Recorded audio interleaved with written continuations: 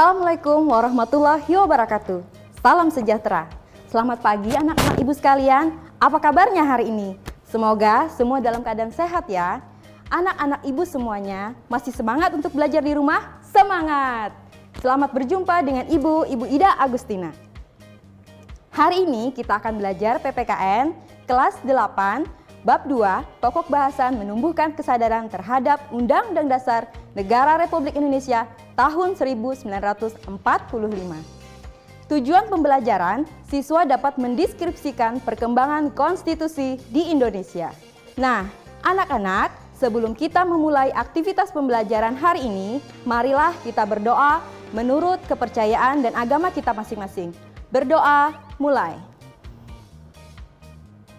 Berdoa selesai.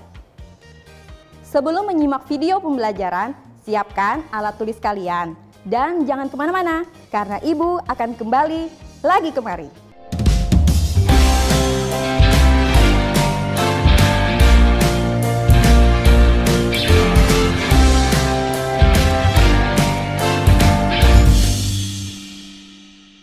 Baiklah, selanjutnya mari kita bersama-sama menyimak dan menyaksikan penjelasan perkembangan konstitusi di Indonesia.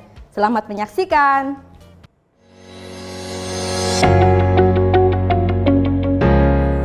Bangsa Indonesia telah berjuang selama ratusan tahun untuk memperjuangkan kemerdekaan Indonesia.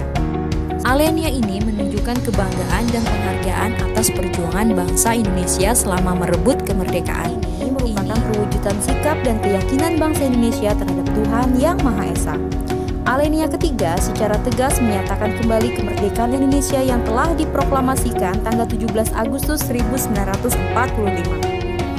Memuat prinsip-prinsip negara Indonesia, yaitu A. Tujuan negara yang akan diwujudkan oleh pemerintah negara, B. Ketentuan diadakannya Undang-Undang Dasar, C. Bentuk negara, yaitu bentuk republik yang berkedaulatan rakyat, D. Dasar negara, yaitu Pancasila.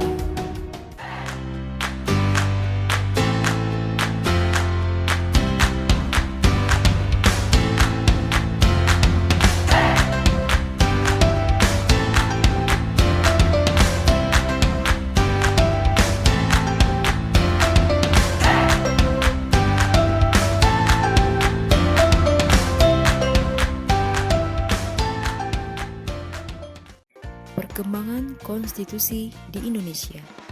A. Undang-Undang Dasar 1945. Undang-Undang Dasar 1945 pertama kali disahkan berlaku sebagai konstitusi negara Indonesia dalam sidang Panitia Persiapan Kemerdekaan Indonesia pada tanggal 18 Agustus 1945. Yaitu sehari setelah kemerdekaan negara Republik Indonesia diproklamasikan oleh Soekarno dan Muhammad Hatta pada tanggal 17 Agustus 1945. Naskah Undang-Undang Dasar 1945 ini pertama kali dipersiapkan oleh suatu badan bentukan pemerintah bala tentara Jepang yang diberi nama Dokuritsu Zunbi Kosakai, yang dalam bahasa Indonesia disebut Badan Penyelidik Usaha-Usaha Persiapan Kemerdekaan Indonesia atau BPUPKI. Pimpinan dan anggota badan ini dilantik oleh pemerintah bala tentara Jepang pada tanggal 28 Mei 1945 dalam rangka memenuhi janji pemerintah Jepang di depan parlemen untuk memberikan kemerdekaan kepada bangsa Indonesia. Namun setelah pembentukannya, badan ini tidak hanya melakukan usaha-usaha persiapan kemerdekaan sesuai dengan tujuan bentukannya, tetapi malah mempersiapkan naskah Undang-Undang Dasar sebagai dasar untuk mendirikan negara Indonesia merdeka. Kedua, Konstitusi RIS. Tanggal 27 Desember 1949 sampai dengan 17 Agustus 1950. Dalam kondisi Indonesia yang baru saja menyatakan kemerdekaan, Belanda berkeinginan untuk berkuasa lagi di Indonesia melalui agresi 1 tahun 1947 dan agresi 2 tahun 1948. Karena perlawanan sengit bangsa Indonesia, Belanda gagal menguasai Indonesia. Tahun 1949 diadakan Konferensi Meja Bundar atau KMB di Den Haag, Belanda. salah satu hasil KMB, yaitu mendirikan Negara Republik Indonesia Serikat. Rancangan naskah konstitusi Republik Indonesia Serikat juga diputuskan dalam KMB dan disepakati mulai berlaku pada tanggal 27 Desember 1949. Dengan berdirinya Negara Republik Indonesia Serikat atau RIS, Negara Republik Indonesia secara hukum masih tetap ada. Negara Republik Indonesia berubah status menjadi salah satu negara bagian dari negara RIS.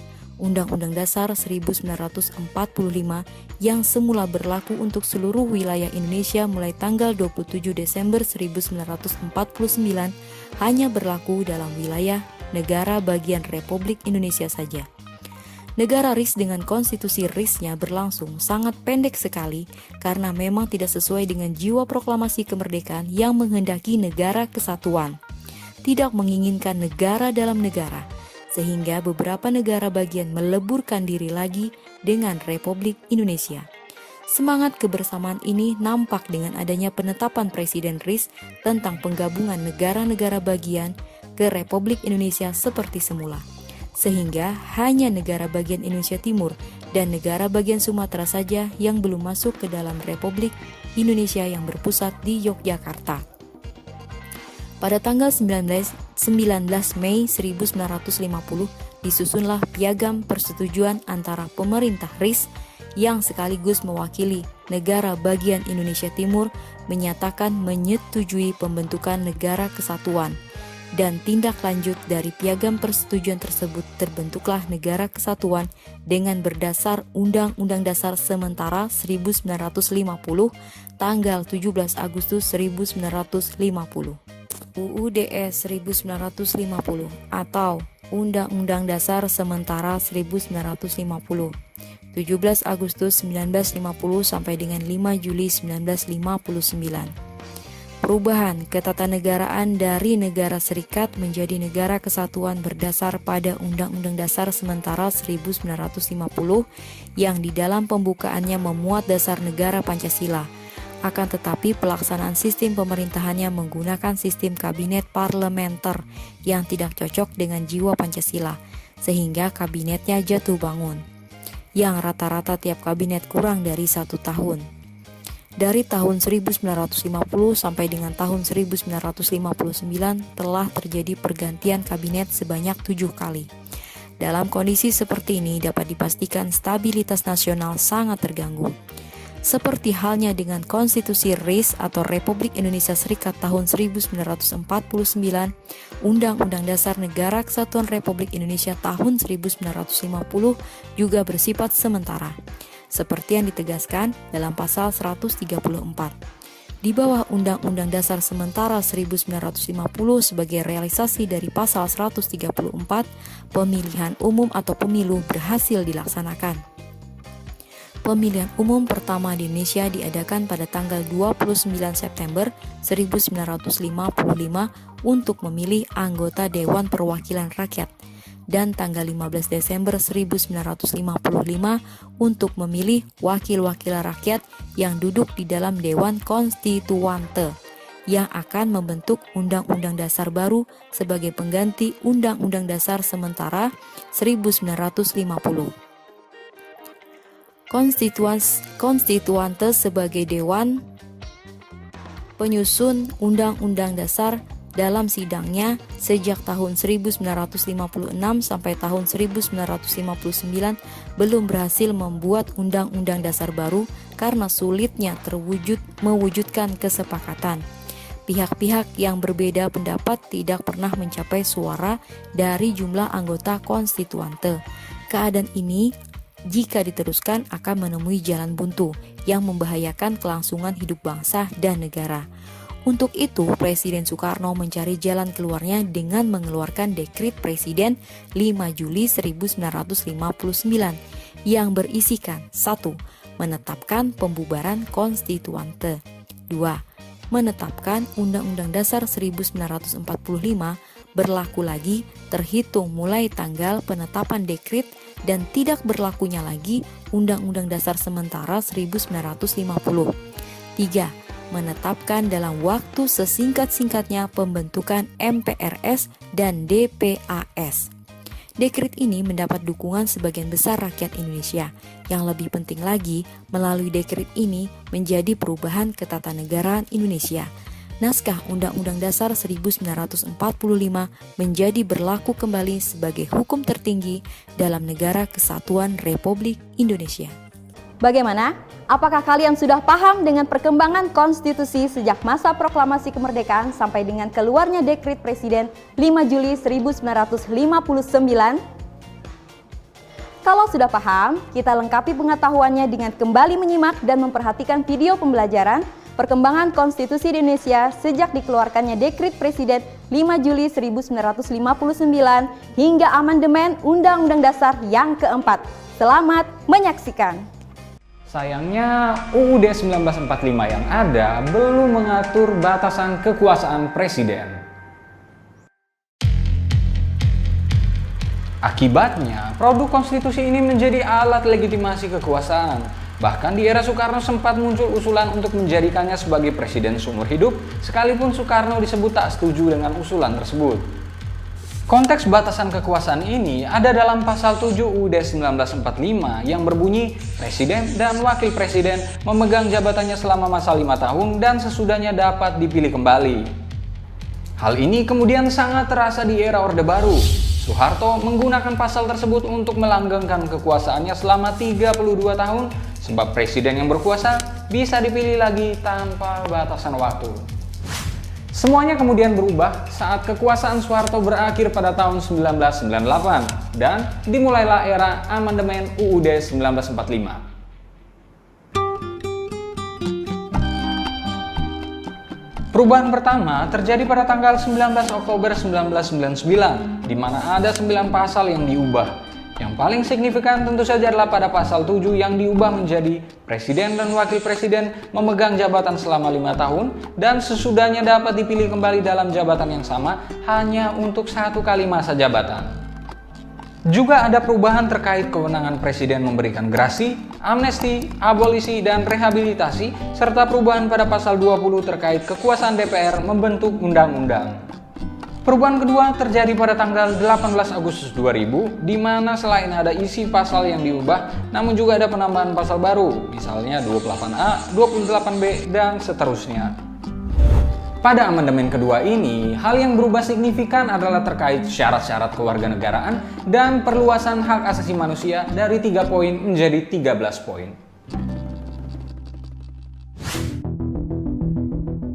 Perubahan ketiga terjadi pada tanggal 9 November 2001, juga masih dalam nuansa penambahan pasal baru. Beberapa pasal juga ditambahkan ayat yang berbunyi, ketentuan lanjutan mengenai pasal ini diatur dalam undang-undang. Hal yang signifikan adalah terkait Pilpres, misalnya menyebutkan bahwa Presiden dan Wapres dipilih dalam satu pasangan secara langsung oleh rakyat. Presiden adalah orang Indonesia asli, dan bahwa Capres dan Cawapres sudah jadi WNI sejak lahir. Perubahan keempat terjadi pada tanggal 10 Agustus 2002. Perubahan yang signifikan adalah terkait status MPR serta hak Presiden membentuk Dewan Pertimbangan.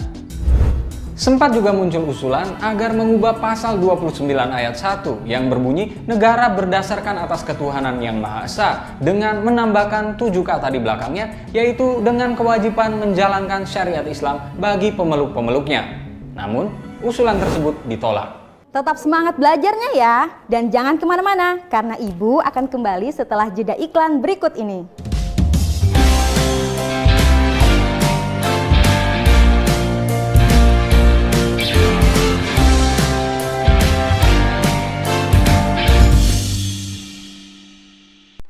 Tetap setia dengan Ibu kan? Kita tiba pada penghujung pelajaran, yaitu kesimpulan dan tugas.